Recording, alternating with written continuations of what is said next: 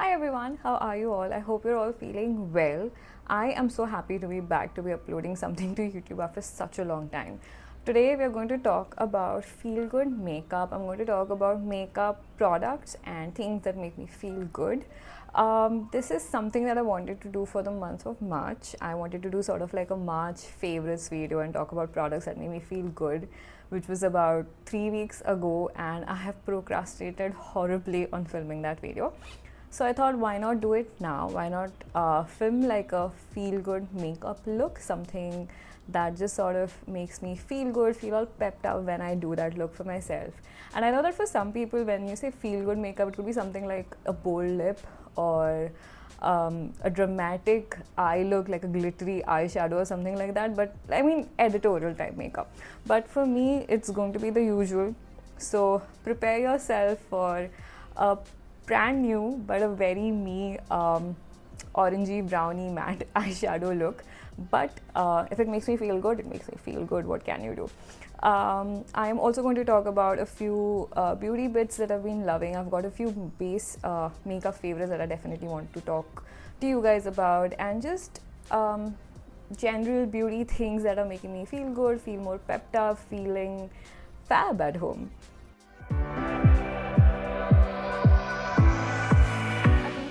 This is the Pixi H2O Skintint. This is in the shade Warm. I am not sure if this was the name of the shade, of it was called something else. I'll check and I'll update it in the description box if I find out the correct shade name later, but that's what it says on the tube, which is called Warm. This is their tinted face gel, which is basically like a tinted moisturizer, but this is a mind-blowing tinted moisturizer. I've never used anything like this. It's really light texture wise, but so are most tinted moisturizers, but this is undetectable. There is no streakiness, no nothing. It just sort of blends into my skin and it looks exactly like my skin. I was extremely blown away when I sort of bought this the first time, and I used to use it on the daily, and I'm just so happy that I sort of rediscovered it again in my drawer. So yeah, so on days where I want something very light and I don't want to feel like I'm wearing something, this is what's going on my face these days. Okay, so on to throwing actual stuff on my face, and I know that we're going for like a working from home vibe, so I just want just want to feel a little bit more polished, a little bit more put together. What I've been using these days is this Kryolan DERMACOLOR palette. This is the DERMACOLOR Camouflage Creme palette in Mumbai 3. And the shade that I typically go for is this D65. This matches my skin tone so well, requires minimum mixing in with any other color. And although DERMACOLOR is very heavy for a day-to-day usage because it's so pigmented, right? Like you don't need a lot of product, a little bit goes a long way. So what I tend to do is I tend to mix this. Just take a little bit of this on my palette. Let me just I'll mix this with a moisturizer. First of all, I love doing this. I love mixing like two products together and creating something, because I just feel like it feels just so scientific, like I'm in my own color lab mixing potions and throwing stuff together to make something very cool happen. And what this does is basically creates a tinted moisturizer, but for myself I use this Pond's moisturizer. This is the light moisturizer, non-oily fresh feel. I have oily skin, so I do require moisturizer that's meant for oily skin, and Pond's is just so good. It's got this very nice light powdery fragrance that might not be everybody's preference, but I love it. It just reminds me of the good old days for some reason. I don't know why. Damn. Okay, so I'm going to mix this. I have taken the DERMACOLOR color and I'm mixing it with the moisturizer. I just love it when these two things come together. It's just like my very own personalized tinted moisturizer. So I just like blend it with my fingers, because DERMACOLOR is like a heavier product and you don't want a lot of it, and your fingers also sort of help to warm it up and makes it like easier to blend. And also it's basically like a tinted moisturizer. It doesn't require a very hard hand with a brush or a sponge. Never forget your neck. Your neck is also important, because face has to match the neck. Do you guys see that? Do you guys see how it like very nicely evens out my skin tone? Another base that I've gone back to that I don't remember if I've spoken about it on this channel is the e.l.f. Camo CC Cream. This is in the shade Light 240W. This is again another makeup base favorite. This also is a very light based product. It's not as light as the Pixi Skintint that I spoke about, but it's not as heavy as a foundation. Very easy to apply, very quick to blend, and the part that I love about it is it has broad spectrum SPF 30 sunscreen, meaning that on days when I know that I'm going to step out, this is something that I go for. Very quick and easy to apply. I don't need to blend two things together like I did with the Kryolan base right now. This just gives like a very flawless even finish. I also have been like really upping my skincare game. Maybe that is something that I can make a video about, my at home facial routine. I've been really going in with my gua sha. If I was having like a true no makeup day, what I would have done is I would have used the Pixi Skintint as the final step of my skincare routine.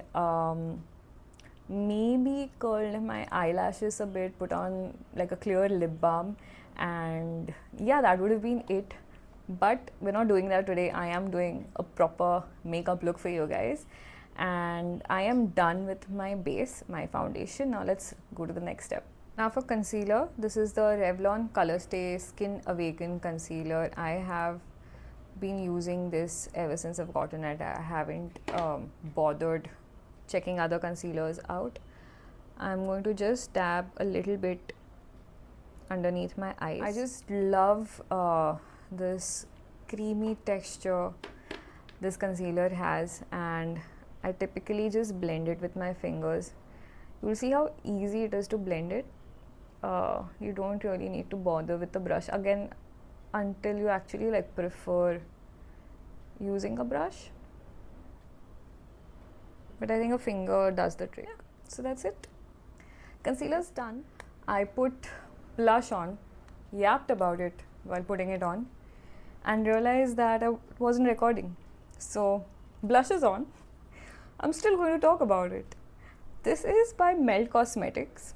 This is a brand a product that I picked up in Sephora in the US. Glad that I picked it up because you don't get this in India. And the texture and quality is so good. I definitely feel it's worth the amount I've paid, or rather, shout out to my brother for sponsoring like half of the makeup that I have right now. But yeah, this was a good decision, so I'll pick it up over there. This is their cream blush light in the shade Sandy Cheeks. So I'm checking if it's still recording. It's recording. In Sandy Cheeks, I will quickly show you the shade. This is what it looks like. I know in the pan it's probably looking dull. I don't know how it's looking in camera. But in the pan it looks like a dull peachy brownish shade, but I really love how it sort of looks on me. I think that the color really like sort of suits my skin tone. I think it looks really well with my skin tone. And this is a cream to, not a powder finish, but I like how it sort of like blends. This is a cream blush, and I love how it feels on my face, how it sort of really goes with the look that I'm putting on. You don't get Melt Cosmetics over here. I don't know. I don't know why I haven't heard much about them on social media or anywhere else. I think it might be like a very US specific brand.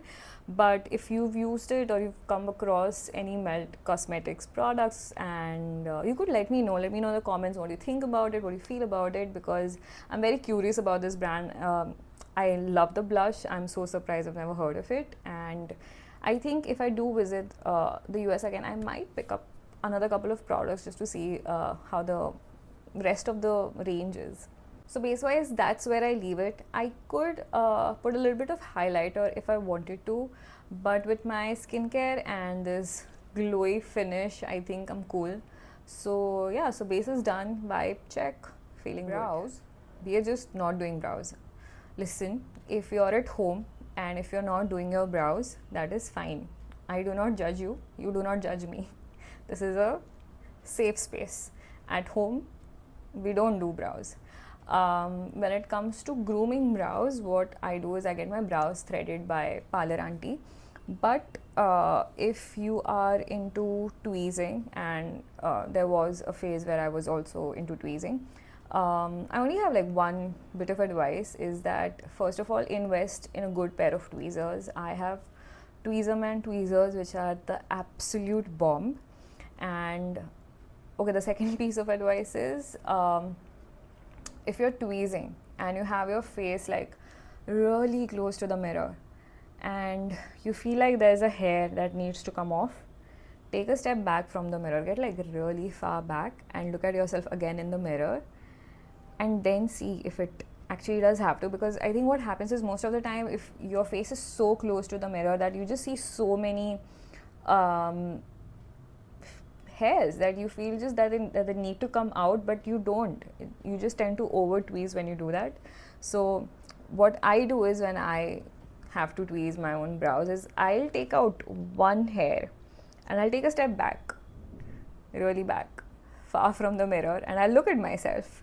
And if I think my eyebrows are looking fine from afar, I am good. And you do that too. Do not over tweeze. Keep taking a step back from the mirror every time. That also helps actually when you're doing your makeup also. Sometimes when you're really close to the mirror, you can see so many imperfections, but when you sort of get back, you realize you're good. This is good. And I think, you know what, this applies to life too. Sometimes in certain situations, you just need to zoom out and realize that things are okay. You don't need to micromanage everything. So this has been my TED Talk, from brows to makeup to life. Thanks for coming to my TED Talk. This is the Shu Uemura Eyelash Curler. I don't know if I'm pronouncing it right. Is it Shu Uemura? Emura? Shu Uemura. I have no idea. I am so sorry, Mr. Shu, for butchering your name. But this is the best eyelash curler in the market. Hands down. I don't know what it is. I don't know what technology goes into the making of an eyelash curler. But I've used a few random ones. I don't remember which brands. And this I invested in. And this has been such a good investment. I have like long, straight eyelashes. And this curler turns them into like long, upturned, curled eyelashes. So yeah, this is my Shu Uemura eyelash curler, and I'm doing my thing. Do you see? Do you see? Do you see? Is it visible?